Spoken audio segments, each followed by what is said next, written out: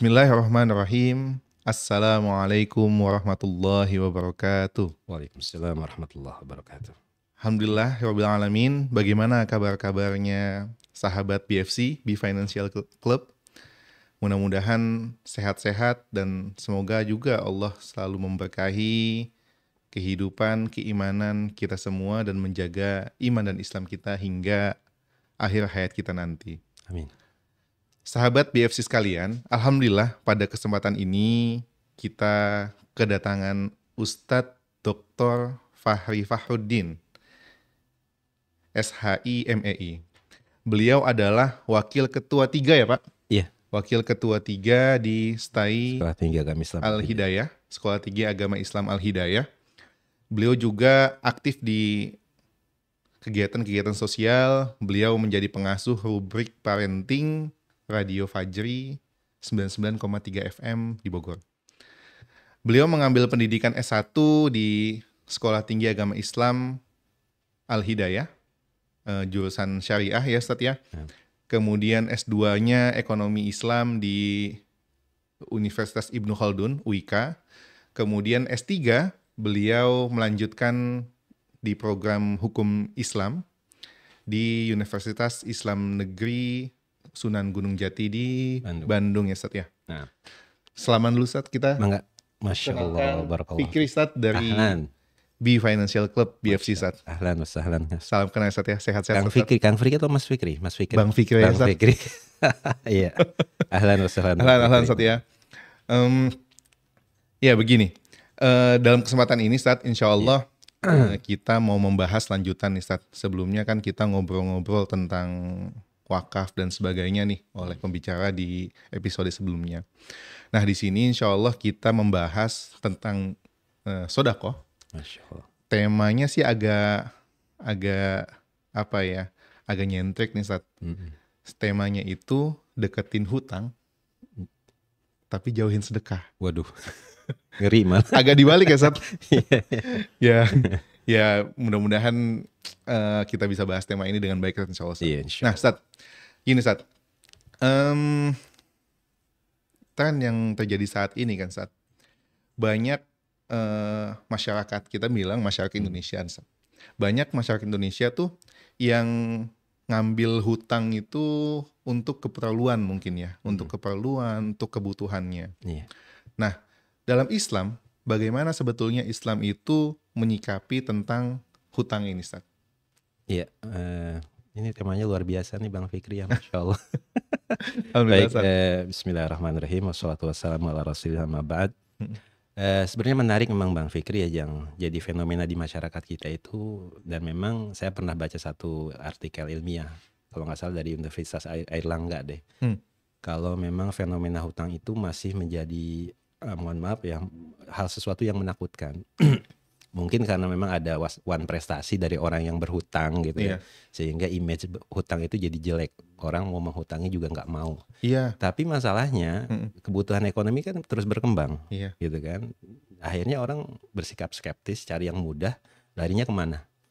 Hutang. Ya, pinjol yang kayak gitu ya. Iya kan, pinjaman online segala macam yang cuman download aplikasi. Kemudian isi data, KTP, buka kontak di handphone. Nah iya kan, mudah sekali gitu. Nggak bisa dipungkiri itu terjadi. Cuman mungkin yang terjadi adalah ketika masyarakat kita itu tasahul itu memudahkan masalah hutang.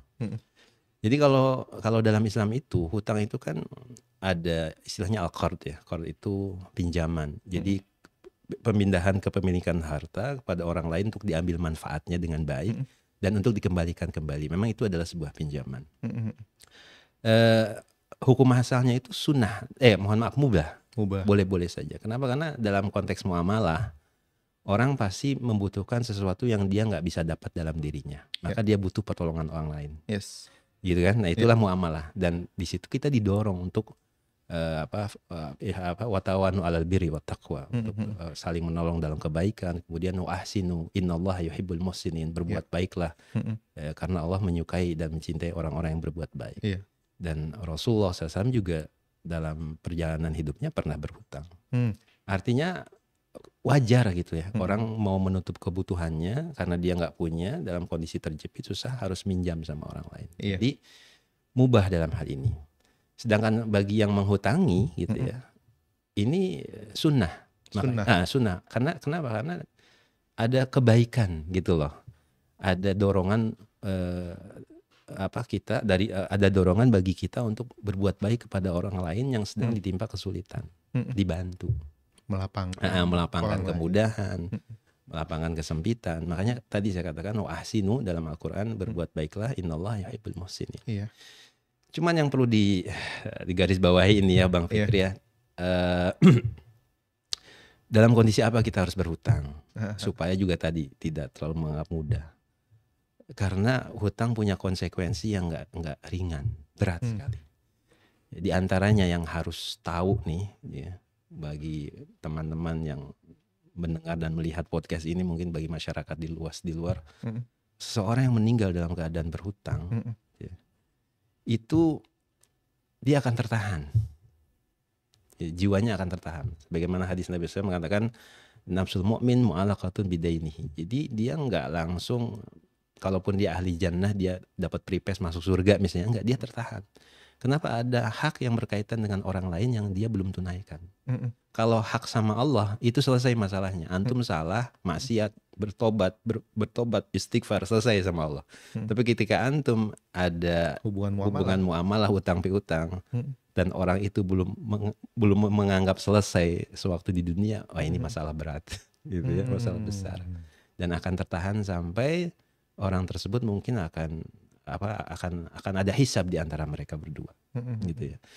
Kemudian kalau dia mati dalam keadaan berhutang dan belum sempat ditunaikan hutangnya, itu nanti kebaikan dia itu akan dijadikan alat bayarnya pada orang yang dihutangi. Nah itu, yaumun la dirhama wala dinaro. Ada hari di mana nggak ada dinar, nggak ada alat tukar di situ, nggak ada uang gitu. Jadi yang dipakai bayar apa? Kebaikan. Jadi amal soleh yang selama ini kita buat, ya kita usahakan, kita lelah mengumpulkannya karena kesalahan fatal kita lupa dan menunda bayar hutang sampai kita meninggal, konsekuensinya habis tuh amal soleh, gitu kan, diberikan. Hatta seorang syahid ya, kata Rasulullah SAW, kalau dia meninggalkan hutang, dia tertahan untuk masuk surga. Antum bayangkan syahid itu kan orang yang mati di medan juang ya. Dalam riwayat-riwayat hadis lain juga dia punya keutamaan fadilah yang sangat besar. Bisa memberikan syafaat sama 70 atau 90 keluarganya, kemudian dia dapat jannah yang luas. Tapi kalau dia mati gitu kan, dalam keadaan hutang, ini ntar dulu deh gitu, disimpan dulu, ditunda dulu gitu kan, ngeri kan gitu kan. Jadi hal-hal seperti itu yang harusnya dibangun dalam diri kita ketika memang ada keinginan untuk berhutang, gitu ya. Bahwa ada konsekuensi loh yang harus diterima kalau seandainya kita tasahul, kita bermudah-mudah dalam masalah ini. Oleh karena itu, ulama memberikan catatan, kalaupun harus gitu loh, ya antum hutang dalam keadaan betul-betul terpaksa, gitu. Karena masalah hutang itu bukan cuma orang miskin doang. Orang kaya juga nggak ada masalah dia berhutang gitu. Iya betul. Gitu ya. Tapi dalam konteks apa? Keterpaksaan, darurat, gitu kan. Kalau dalam kebutuhan orang itu ada yang primer, sekunder, ada tersier. Atau dalam bahasa syariah itu disebutnya daruriyat, hajiat, dan tahsiniyat. Nah dalam hal apa nih antum gitu? Kebutuhan antum berhutang dalam hal apa? Kalau sifatnya daruriyat, maka mungkin Oke lah gitu ya. Tapi dengan catatan itu pun ditambah dengan sikap yang kedua apa? Niatin buat bayar gitu. Ini masalah nih Bang Fikri. Saya jadi inget meme saat sekarang lagi ngetren gitu kan, saat meme atau suara-suara apa lagi. Assalamualaikum, waalaikumsalam, Bang sehat dan sebagainya, perkenalan. Bang ada uang 100.000 gak? Kalau ada 100 pinjam dulu ya. Pinjam dulu, besok dikembaliin. Nggak taunya itu Tat. Nggak taunya ya walaupun 100.000, mungkin ada sebagian yang nganggap nggak terlalu besar 100.000. Atau mungkin ada yang nganggap 50.000 juga nggak terlalu besar. Tapi ada yang nganggap kan kalau yang namanya minjemin utang itu kadang-kadang ya kalau butuh ya pas kosong banget pasti ingat tuh biasanya yang ngasih utang. Si kawan ini punya hutang. Iya, gitu. Ingatnya pas lagi butuhnya gitu. Maksudnya pas kita lagi butuh misalnya yang pernah ngasih hutang gitu kan, eh, oh si kawan nih punya hutang, ya tagih nih. Kadang-kadang kawan kita yang galak Sat. Nah ini makanya Eh, subhanallah Islam itu apa ya, dinamis, kemudian luas termasuk dalam permasalahan hutang. Iya. Jadi satu sisi kita didorong untuk membantu, Mm-mm. memberikan kemudahan, tapi di sisi lain juga ya, antum jangan manfaatin kebaikan orang gitu. Iya, iya. Makanya kalau terpaksa harus berhutang, niatin harus Bayar. bayar. Ini Kecil penting. ataupun besar. Kecil ataupun besar, pokoknya niatin harus bayar gitu. Nah, Mm-mm. baik, apa namanya? Jadi hal-hal kayak gini mungkin ya Bang Fikri yang Mm-mm. kurang kurang diketahui, kurang difahami, kurang disadari bahwa hutang itu memiliki konsekuensi gitu ya. Jadi kalau memang mau kita berhutang, perhatikan yang tadi tuh. Mm-mm. Ya, konsekuensinya sangat besar. Kedua, ya kita dalam hal yang memang keterdeksaan, terpaksa kita harus berhutang, kemudian diniatkan untuk berhutang, mohon maaf, diniatkan untuk membayar, dan jangan dinanti-nanti seperti itu, jangan ditunda-tunda. Sebab kalau sudah ditunda-tunda, yang ada biasanya kita akan disibukkan dengan kebutuhan yang lain dan lain sebagainya. Mungkin seperti itu Bang Fikri ya. Nah ini kan Sat, saat ini kan Sat, media-media transaksi nih Sat. Media jual beli itu kan semakin luas kan Sat. Kalau dulu kan kita kalau waktu zaman saya kecil tuh media pasar lah misalnya, media transaksi jual beli itu kan dulu tuh itu kita ke pasar, kita transaksi di sana. Sehingga sharing sedikit waktu saya masih kecil tuh Sat. Jadi ada beberapa kali lah misalnya orang tua itu pergi ke pasar, saya ngerengek pengen diajak gitu kan, ya akhirnya nggak dibawa gitu Sat. Karena takutnya nunjuk-nunjuk gitu Sat. sementara orang tua mungkin kan bawa dananya ngepas gitu dan sebagainya, makanya gitu kan. Nah kalau sekarang ini kan Sat, di handphone mungkin juga ada sebagian keluarga yang yang anaknya diberi handphone atau anaknya dipinjemin handphone gitu kan, ya udah kenal-kenal toko-toko kuning kalau bahasa ini kan, toko-toko hijau dan sebagainya. Nah ngeliat dan anaknya suka dan butuh mungkin kebetulan dan butuh mungkin. Nah kan ada juga tuh fasilitas-fasilitas pay later dan sebagainya yang mudah juga kan Sat diakses. Nah kita kebutuhan mepet nih Sat. Gimana sebagai mungkin orang Islam, Muslim, sebagai juga orang tua untuk menyikapinya, kondisi kita lagi kosong misalnya, tapi si anak ini butuh dan emang harus ada itu barang Sat. Gimana tuh Sat ya? Jadi maju mundur kena gitu Sat. Iya. Jadi sebetulnya ini kembali kepada sikap kita sebagai orang tua Bang Fikri ya. Dalam Al-Quran itu yang namanya anak istri itu bisa jadi ujian, bisa jadi musuh. Gitu ya. Bahkan dalam satu hadis, anak itu membikin kalian sedih, membikin kalian pengecut, membikin kalian bodoh, dan membikin kalian bakhil. Itu kan hadis Nabi SAW. Siapa di antara kita ya melihat anak gitu, kalau terluka sedikit, demam sedikit, atau nggak terpenuhi, kita sedih. Iya sedih. Gitu kan. Kadang hal-hal seperti ini kalau kita nggak sikapi dengan benar, itu tidak sedikit ya ada orang tua yang akhirnya mengambil salah langkah karena demi sang buah hatinya, gitu ya, seperti bahasanya itu. Begitu. Seperti itu. Termasuk juga bakhil, gitu kan, bikin bakhil. Yang tadi Bang Fikri bilang misalnya kalau seandainya saya sedekahkan, bagaimana nanti anak-anak saya? Gitu kan. Gitu kan, bagaimana nanti anak-anak saya makan, kebutuhannya dan lain sebagainya. Itu ujian buat kita sebetulnya gitu ya. Jadi tentunya sebagai sikap seorang mukmin ya jangan sampai anak itu lantas menjadi batu penghalang dan pengganjal kita untuk bermaksiat pada Allah Subhanahu wa taala. Gitu. Nah, kemudian kalau kita kaitkan dengan kewajiban sebagai seorang tua dalam mendidik, memang orang tua juga harus tahu sih ya cara berhubungan dengan anak itu.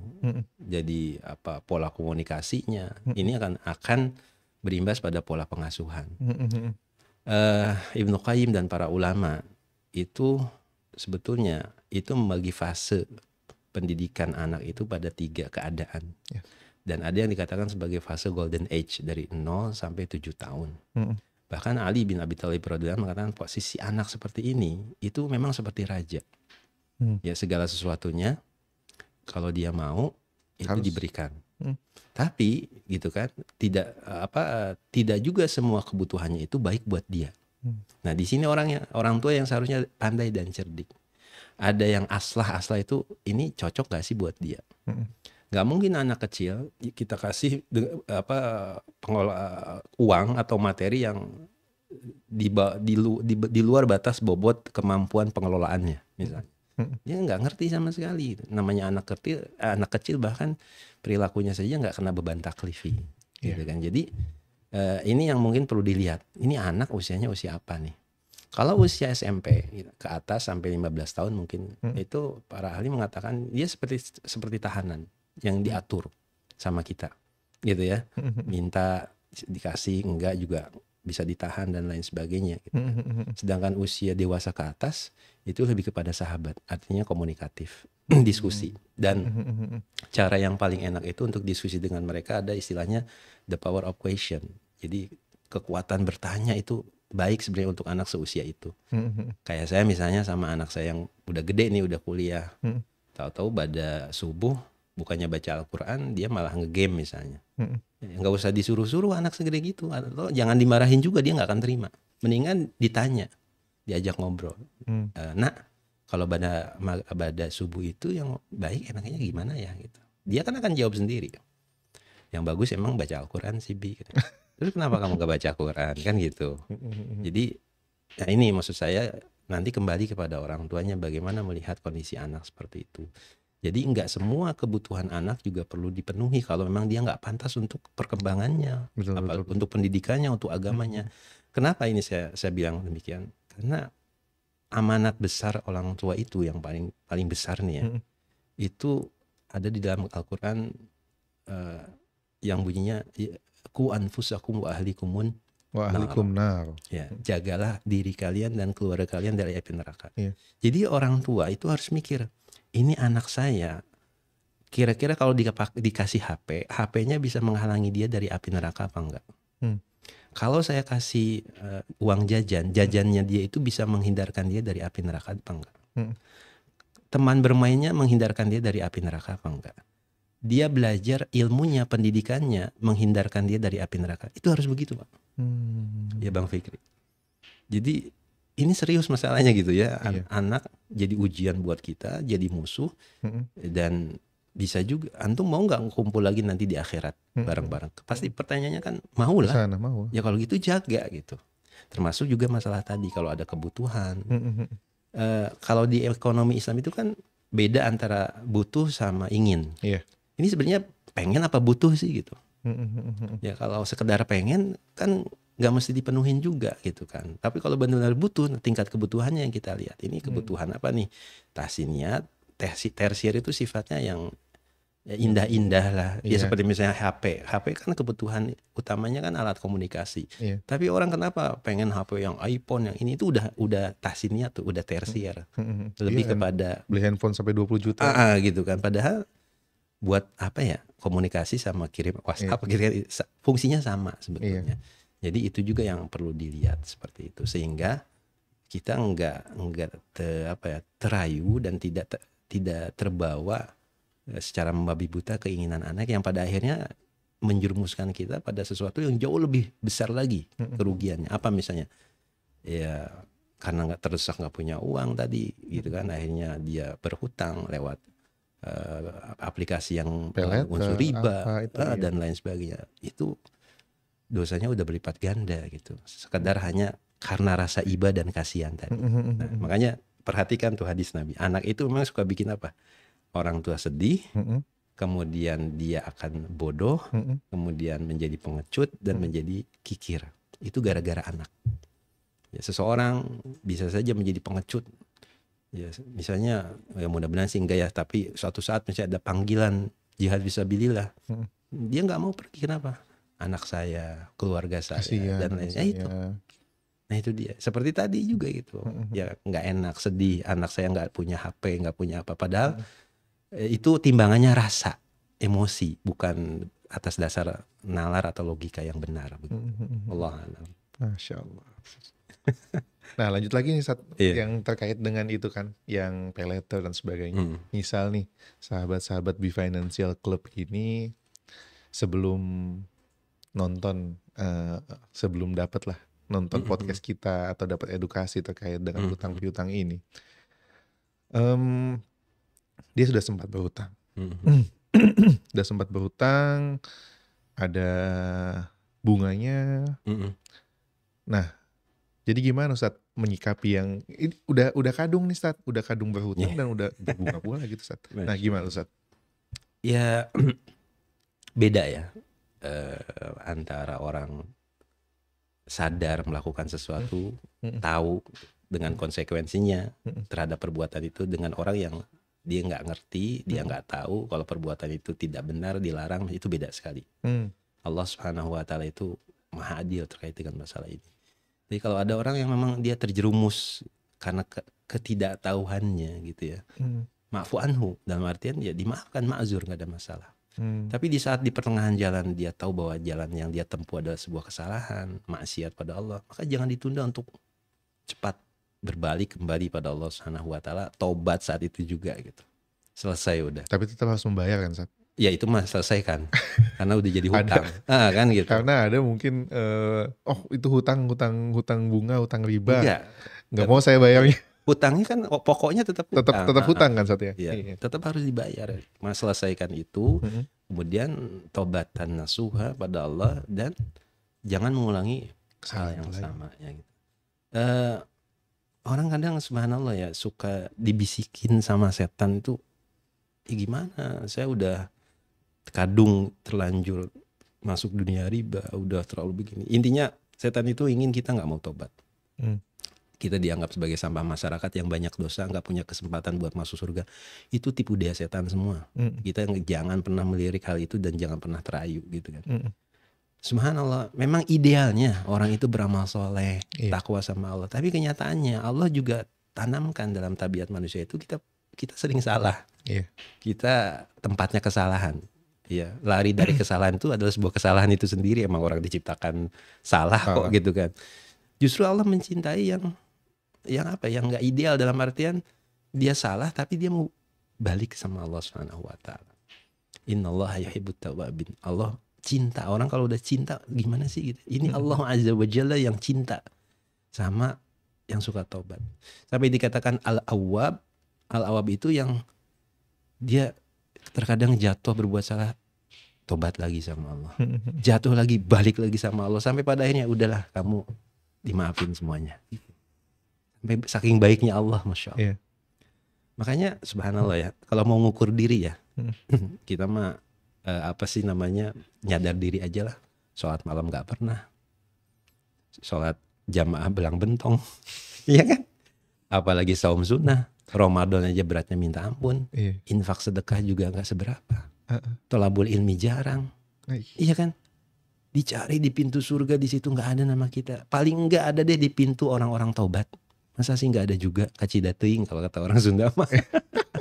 Cari, mudah-mudahan nama kita ada di pintu jannah, itu pintu tawabin, pintunya orang-orang taubat. Ya subhanallah, apa tadi yang saya bilang, ada cerita boleh jadi orang dimasukkan ke dalam neraka karena amal soleh, tapi juga boleh jadi Allah memasukkan seorang ke dalam jannah karena maksiatnya. Gimana tuh Ustaz? Nah itu dia kan, subhanallah kan. Karena taubat itu Ustaz ya? Iya. Para salafus soleh, para sahabat itu bukan orang-orang baik dulunya, orang jahiliyah. Ada yang kerjaannya makan riba, berjudi, kemudian bunuh orang. Iya kan? Tapi saat Islam masuk dalam kalbu mereka dan mereka beriman betul-betul sama Allah, radhiyallahu anhum wa radu'an. Allah ridho sama mereka. Dan itu kita sampaikan terus setiap itu kan Ustaz? Iya kan? Radhiyallahu anhum. Iya, radhiyallahu anhum. Jadi Masya Allah, udah masa lalu gak usah dilirik gitu kan. Yakin sama janji Allah dan Allah akan ganti dengan yang terbaik. Selama tadi emang kita betul-betul mau rubah, mau hijrah dari jalan yang yang kita salah gitu ya, dari riba dan lain sebagainya. Allah akan kasih jalan. Min haitsu la yahtasib. Allah a'lam. Baik, Ustaz. Betul, Ustaz. Ya ini kita balik lagi ke hutang nih, Ustaz. Misal kan, Ustaz, masih punya hutang. Ya. Hutang pinjol ada, Mm-mm. hutang pay letter ada, Banyak banget. misal. Iya. Curhat nih. Nah, Enggak, Ustaz. Bukan saya, Ustaz. kan misal ya. Bisa aja bisa bener. Hutang apa lagi ya? Di perbankan misalnya Iya. ada. Mhm. Gimana tuh, Ustaz? Kita prioritaskan bayar hutang-hutangnya dulu, Iya. atau kita paksakan untuk sedekah, Ustaz? Taib, salah satu bentuk apa ya, tafakuh seseorang paham dalam masalah din itu dia tahu skala prioritas. Hukum itu kan ada yang wajib, ada yang makruh, ada yang sunnah, ada yang. Nah ini juga harus jadi pengetahuan di masyarakat. Kalau terjadi kontradiktif yang kayak tadi tuh ya, dianggap kontradiktif nih, saya mau punya duit pas-pasan nih. Saya pengen sedekah juga, saya punya utang, mana yang harus didahulukan? Bayar hutang itu wajib. Ya. Sedangkan sedekah itu sunnah. Jadi jangan sampai yang sunnah ngalahin yang wajib. Gitu. Bahkan dalam kondisi kebutuhan kita serba pas-pasan gitu, untuk hanya mencukupi kebutuhan dasar keluarga, kita nggak boleh sedekah di saat itu. Gitu ya, karena mencukupi kebutuhan yang daruriyat, nafkah gitu ya, nafkah itu hukumnya lebih wajib dibandingkan sekedar sedekah. Tapi ada ulama mengatakan kalau seandainya memang kita punya banyak pintu rizki gitu ya, alhamdulillah nih Bang Fikri nggak cuma sebagai host aja di sana sini, ternyata bisnisnya lancar. Ya, oh. Amin. Amin. Nah, artinya ada kemungkinan dia bisa membayar hutang di penghasilan yang lainnya, nggak ada masalah. Gitu, silahkan saja dengan asumsi dia sanggup dan bisa membayar hutang itu. Di sisi lain dia punya kemampuan untuk bersedekah. Gitu. Tapi kalau misalnya emang benar-benar pas-pasan tuh gimana sih? Kan ada ya, kita pernah mengalami uang itu pas-pasan. Ngepas gitu. Ngepas banget. Iya. Gitu kan. Ya janganlah gitu. Gitu. Lebih layak untuk diberikan pada sesuatu yang wajib bagi kita.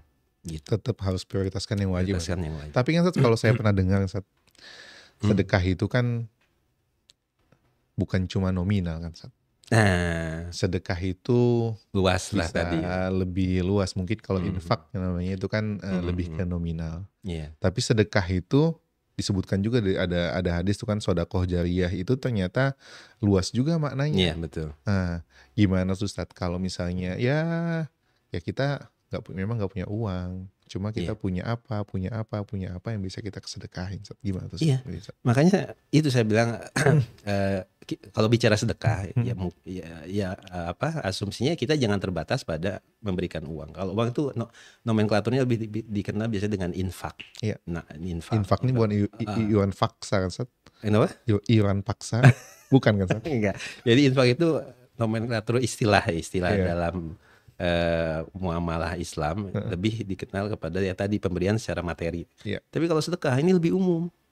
Gitu. Makanya saya bilang tadi kan aneh kalau orang nggak bisa bersedekah. Walaupun dia nggak bisa bersedekah dengan dalam arti uang gitu ya, infak tadi, dia bisa melakukan hal-hal yang lain yang bisa dia berikan. Makanya ini yang menurut kita seharusnya lebih produktif dalam beramal soleh gitu. Hatta apa ya, Masya Allah, tenaga kita, ilmu kita, lalu apa sih yang bisa saya berikan gitu kan? Ya seperti tadi misalnya sekedar memberikan nasihat dan lain sebagainya. Dan kalau orang tahu saja gitu ya, fadilah yang Allah Subhanahu wa taala janjikan terhadap hal seperti ini, itu mungkin sangat aneh kalau dia tidak termotivasi. Nah, orang yang meringankan kesulitan, ya, meringankan kesulitan orang, dan kesulitan itu nggak bicara masalah pakai duit saja, enggak. Membantulah orang lagi misalnya ngangkut air nggak kuat dibantu gitu kan, ada nenek-nenek nyebrang nggak bisa dibantu, itu kan meringankan semua. Itu Allah akan mudahkan urusannya di yaumul qiyamah. Iya tuh, saya pernah dengar hadis. Coba bayangkan, gitu ya, Allah akan mudahkan dan ringankan di yaumul qiyamah. Bahkan Allah akan berikan naungannya Iya. di yaumul qiyamah. Sampai Ibnu Abbas radhiyallahu an, beliau waktu itu lagi i'tikaf di Masjid Nabawi. Nih Bang Fikri bisa bayangkan ya, dibayangkan i'tikaf di 10 terakhir bulan Ramadan. Masya Allah. I'tikafnya di Masjid Nabawi. Wow, jadi itu ibadah yang nggak main-main itu. Iya. Tiba-tiba ada orang masuk, duduk di pojok masjid, nangis-nangis. Sampai dia penasaran, ini ada apa orang kok duduk di masjid di pojok nangis gitu. Hanya penasaran, disamperin, ternyata dia dalam keadaan kesulitan. Lalu apa yang dilakukan oleh Ibn Abbas? Dia hentikan i'tikafnya, lalu diajak orang itu, ayo tunjukkan kesulitan kamu, saya akan bantu. Sampai orang itu kaget. Anda kan sedang i'tikaf. Kok Anda sampai berani membatalkan i'tikaf Anda karena ingin membantu saya? Lalu dia sebutkan hadis tadi. Aku mendengar dari penghuni kubur ini, maksudnya makamnya Rasulullah, barang siapa yang menghilangkan kesulitan seseorang di dunia, maka Allah akan hilangkan kesulitannya di akhirat. Masya Allah. Jadi itu kan bentuk sedekah yang kita bisa apa ya, harusnya termotivasi gitu kan. Dan itu bagian dari sebaik-baiknya orang gitu. Anfa'uhum linnas, yang dia bermanfaat buat siapa? Manusia yang lain. Dan itu sedekah kita buat orang lain. Meskipun kita nggak punya fulus gitu, nggak punya uang, nggak punya materi. Iya. Antum lagi sedih, ada apa? Gitu kan. Nasihat. Memasukkan surur kolbu, ya, kebahagiaan di hati seseorang itu ibadah yang luar biasa sekali. Dan itu pun bagian dari sedekah. Begitu Bang Fikri. Iya, betul Ustaz. Berarti sedekah itu ya bukan cuma materi Ustaz ya. Sahih. Antum punya apa? Punya keahlian, antum sedekahkan. Antum punya ilmu, di-share. Dan itu kan bisa jadi sedekah jariah antum. Iya, betul Ustaz. Ya, masuk dalam salah satu. Apalagi misalnya ya, yang antum sampaikan itu nasihat, ilmu. Dan di saat itu Allah berikan hidayah sama orang itu luar biasa. Bayangkan ketika orang itu mendapatkan hidayah atas dasar ilmu yang antum berikan, berapa banyak amal soleh yang orang itu lakukan, itu pun berimbas kepada kebaikan antum nantinya. Nggak dikurangi sama sekali. Nggak dikurangi sedikit pun. Layan kusubin ajri syai' gitu kan. Jadi andai misalnya orang memahami ini gitu, makanya saya bilang tadi, para salafus saleh itu nggak ada yang nggak produktif semua. Dia nggak pernah melihat dan memilih-milih amal. Mereka hanya berpikir amal ini kebaikan dan ini baik untuk saya, semoga Allah Subhanahu wa taala menerima amal saya. Itu saja. Mau yang terlihat sepele kayak mungkin teman-teman pemirsa juga pernah mendengar ittaqinar walau bisyaqit tamrah. Takutlah ya api neraka, bentengi diri kita dari api neraka walaupun dengan sebutir kurma. Apa sih sebutir kurma? Enggak sekilo 2 kilo, sebutir. Tapi ternyata yang sebutir ini gitu, itu bisa menghalangi kita dari api neraka. Kan sepele sebetulnya. Jadi alasan apa lagi bagi kita untuk tidak termotivasi untuk meraih kebaikan dan amal soleh dengan berbuat baik sama orang lain. Mudah-mudahan itu jadi sedekah kita. Jadi nggak ada alasan itu sebetulnya. Iya. Ya bisa anytime gitu sebenarnya. Betul. Dan salafus solih itu para sahabat mungkin ya tadi nggak peduli dia lakuin yang terbaik aja. Bahkan saya pernah dengar juga Ustaz, ada yang tadi kita ngobrolkan Ustaz. Jadi ada sahabat itu yang ngajakin sahabat-sahabat lain yang muda, cuma karena dia nggak punya apa yang bisa dibawa, makanan nggak ada, dana tidak ada, dia sodakohin apa tadi Ustaz? Rambutnya Ustaz ya? Sahih.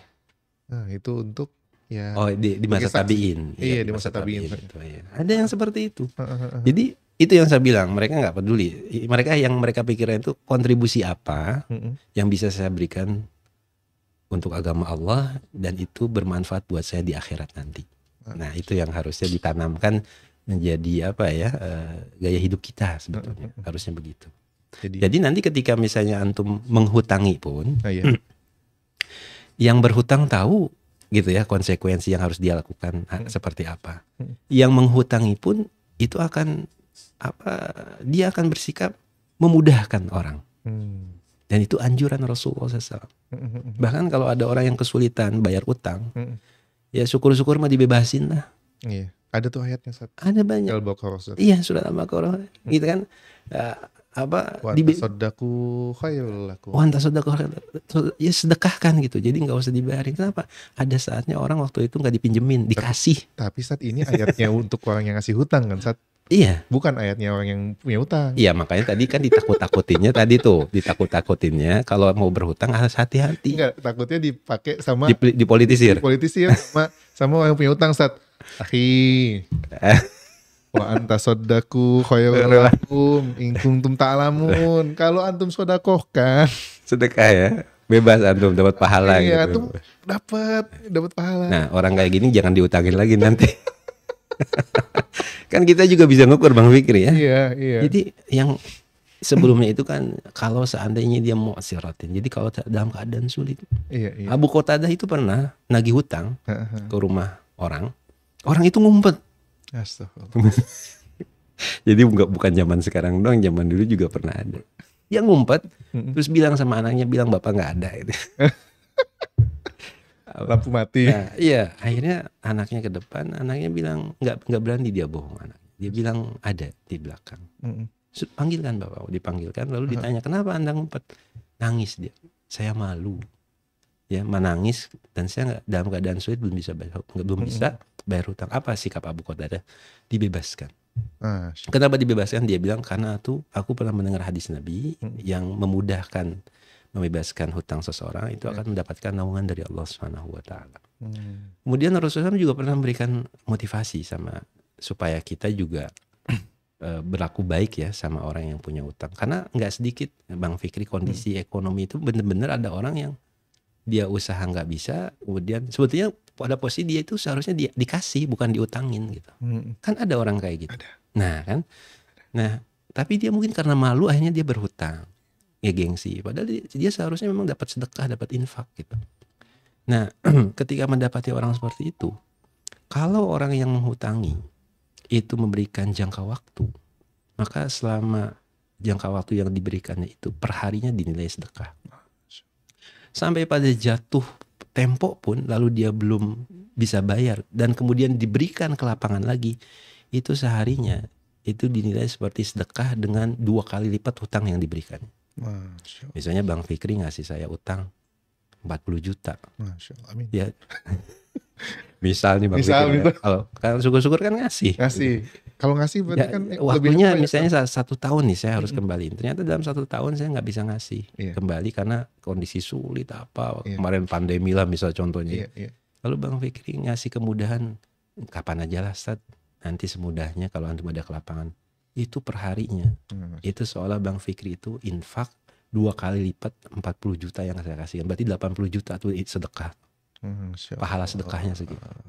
Ini maksud saya ini memberikan gambaran sikap bagi yang berhutang. Memang dianjurkan untuk bersikap baik gitu. Bersikap baik gitu kan. Kemudian sabar dan syukur-syukur kalau memang kondisinya sulit misalnya itu dibebaskan. Kenapa? Karena ya tadi apa yang ada di sisi Allah Subhanahu wa taala jauh lebih baik dibandingkan uang yang kita hutangi kepada orang lain. Nah di sisi yang lain bagi yang berhutang, gitu ya. Tadi saya bilang ini juga harus tahu konsekuensi dari hutangnya. Kalau memang dia dalam keadaan sulit, gitu ya, nggak mampu bisa bayar, ya ini yang harus dipahami. Sehingga di sini jadi ada apa ya?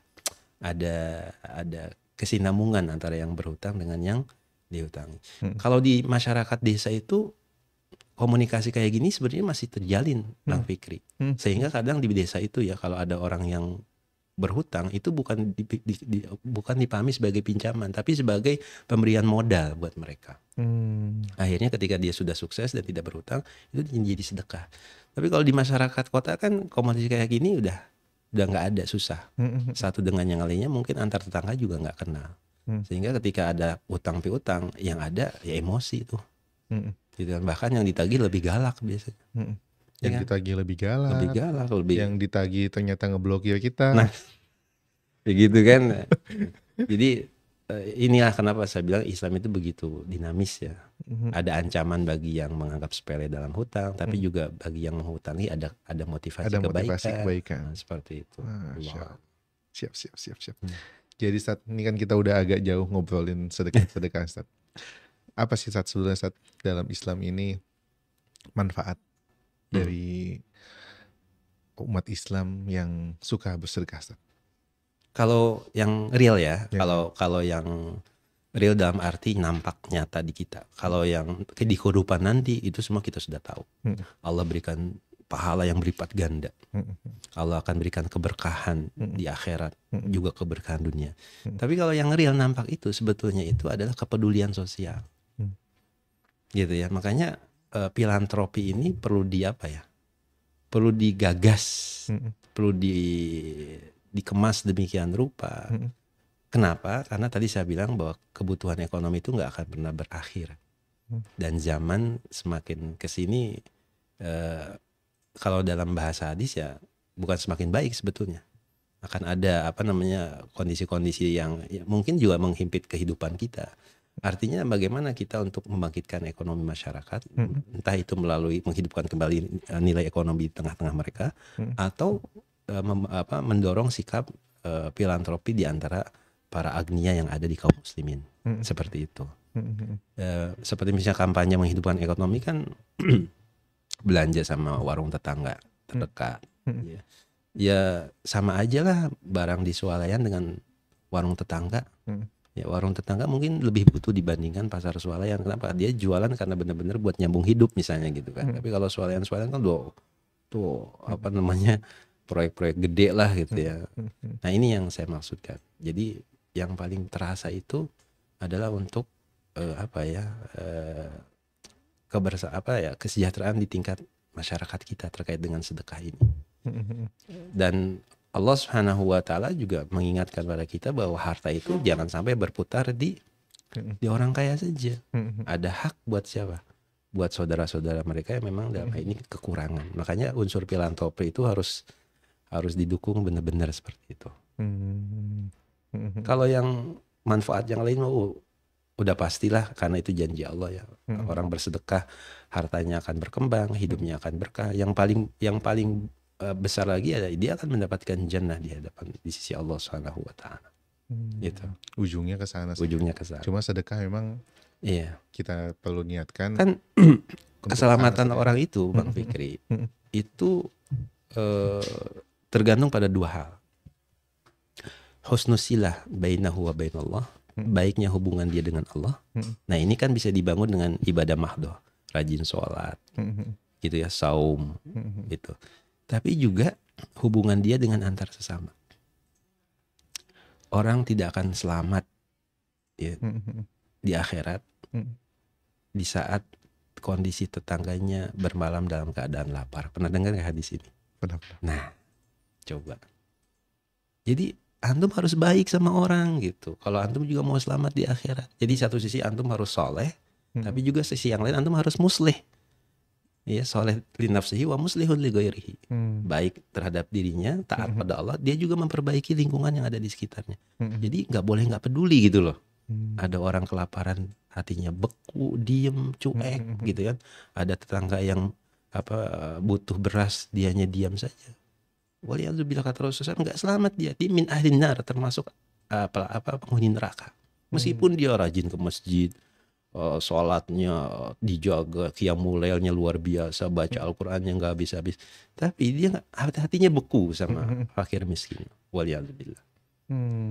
Jadi sedekah ikhlas itu kayak mana, Sat? Ada nggak sih contoh-contohnya sedekah yang ikhlas itu, Sat?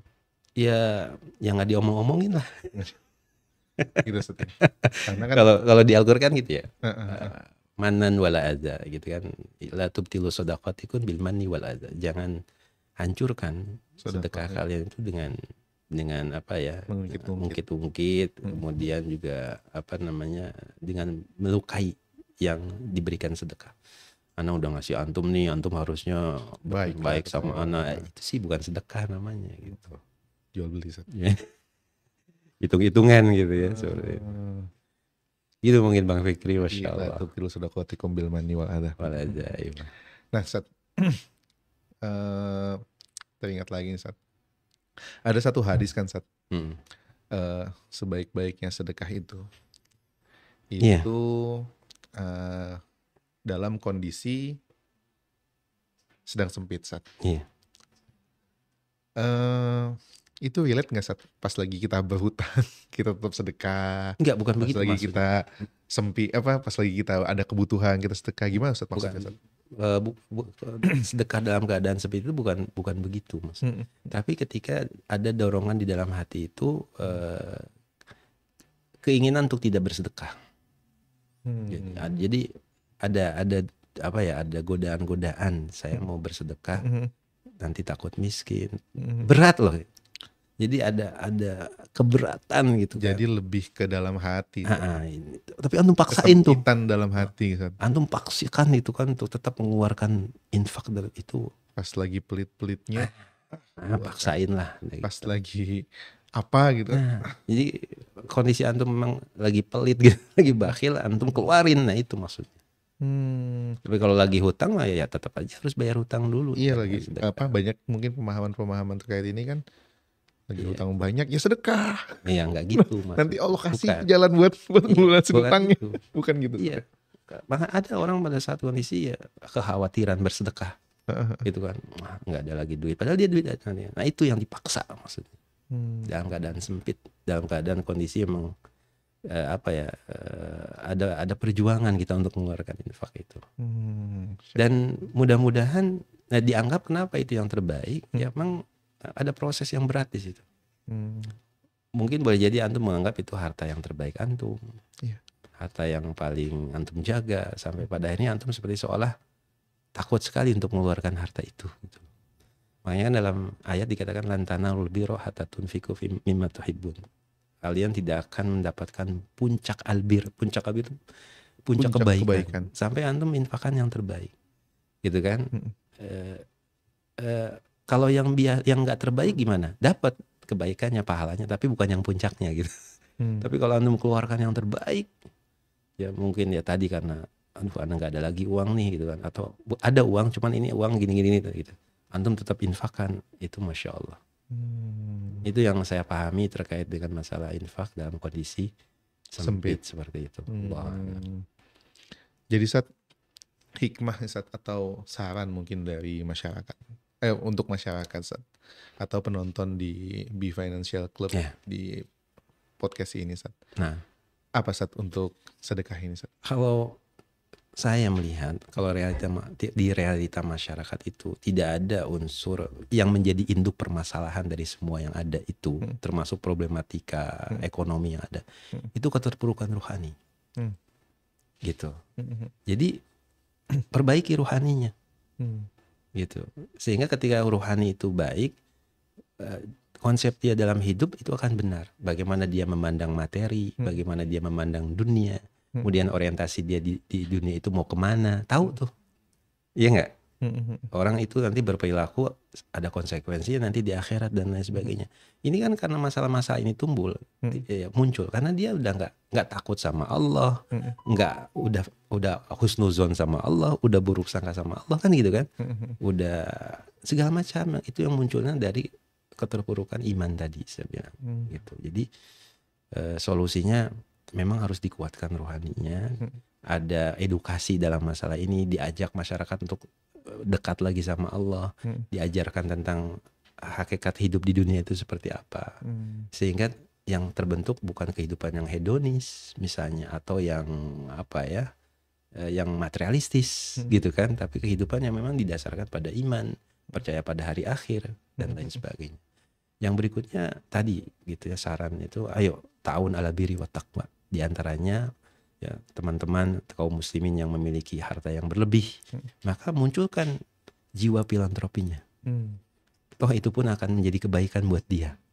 Jadi bukan berarti kita harus kaya gitu, supaya kita bisa berbuat baik sama saudara kita kan. Dulu di zaman Rasulullah SAW itu sampai ada para sahabat yang mengeluh dan mengadu. Bukan karena kecemburuan mereka punya materi, bukan. Ini hebatnya sahabat. Ya Rasulullah SAW, kita kalah dengan saudara kita yang kaya. Kenapa? Bukan karena cemburu mereka punya duit, bukan. Tapi kalah dalam masalah beramal soleh. Kami sholat, mereka sholat. Kami baca Al-Quran, mereka baca Al-Quran. Mereka berinfak, kami diam. Karena gak punya duit. Tapi lihat, ada potret yang indah yang bisa kita petik, Bang Fikri. Apa? Bagaimana sahabat itu gak cemburu dalam masalah itu, tapi cemburunya dalam masalah amal soleh. Nah yang orang kaya pun akhirnya apa? Ya, berbagi dengan saudara-saudaranya gitu kan, yang kekurangan. Karena untuk beramal soleh tadi, mereka lebih berinvest untuk akhirat mereka dengan harta-hartanya. Jadi yang kaya, yang diberikan kelebihan rizki, manfaatkan rizkinya, hartanya untuk menjadi jembatan dia di akhirat dan menjadi sarana dia masuk ke dalam jannah. Caranya gimana? Bantu saudaranya yang kekurangan. Itu kan kepedulian, filantropi tadi gitu kan. Entah itu dengan memberikan modal kerja gitu kan, atau intinya dibantulah gitu ya. Yang ketiga memang untuk menanamkan kembali persepsi bahwa Allah itu menyukai orang Islam yang produktif gitu loh. Nggak, dalam Islam itu nggak ada istilahnya kamus meminta-minta. Meminta dan berhutang itu solusi yang kepepet gitu. Tapi tuntutannya adalah apa? Bekerja. Makanya di dalam Al-Quran itu kata amal, al-fi'lu wal amal itu selalu banyak. Bahkan disandingkan dengan kata iman. Innalladzina amanu wa amilus sholih. Berarti semakin produktif kita, itu menunjukkan kekuatan iman kita pada Allah Subhanahu wa taala. Ya, orang yang husnuzon sama Allah gitu kan, mencari rizki dan itu lebih baik bagi dirinya. Menggantungkan harapannya pada Allah, rizkinya sama Allah, lalu dia berusaha gitu kan. Ini ada kaitannya, makanya saya bilang tadi nggak mungkin nggak ada keterkaitan dengan masalah imaniyah gitu. Sampai akhirnya orang terjerumus berbuat maksiat dan dia anggap itu perkara yang sepele, padahal dosanya waliyadzubillah. Dosa riba itu kan mengerikan sekali. Kecil itu seperti berzina. Mengerikan sekali. Tapi kok dia begitu sepele ya, seperti nggak ada apa-apa. Ya nggak ada iman gitu. Udah nggak takut lagi sama Allah. Bahkan ya pesimis. Kalau rezeki itu nggak akan pernah habis dan tidak akan terputus sampai kita meninggal. Tinggal kan caranya saja gitu kan. Dan banyak ribuan cara yang bisa kita upayakan. Hanya saja mungkin tadi kelemahan jiwa, kekerdilan jiwa yang membuat apa-apa akhirnya ngeluh gitu kan. Lalu solusinya yang ngutang dan lain sebagainya gitu. Masya Allah. Baik Ustaz. Alhamdulillah Ustaz, ini obrolannya sangat-sangat padat. Ngawang sana kemari. Mungkin juga waktu yang kurang Ustaz. Masya Allah. Jadi mungkin nanti next time kita bisa ngobrol-ngobrol lagi masalah-masalah hal yang lain yang insya Allah bisa bermanfaat sebagai pengingat diri kita juga. Ya, sama-sama. Sebagai pengingat sahabat-sahabat yang menonton podcast ini. Ya, insya Allah. Khair insya Allah. Jazakumullah Ustaz. Wa iyyakum barakallahu fiik. Baik, sahabat BFC, sahabat B Financial Club. Alhamdulillah podcast kali ini sudah kita dengarkan, sudah kita diskusikan bersama. Mudah-mudahan bermanfaat untuk kita semuanya. Jangan lupa like and share podcast ini. Terima kasih sudah menonton. Wassalamualaikum warahmatullahi wabarakatuh. Waalaikumsalam warahmatullahi wabarakatuh.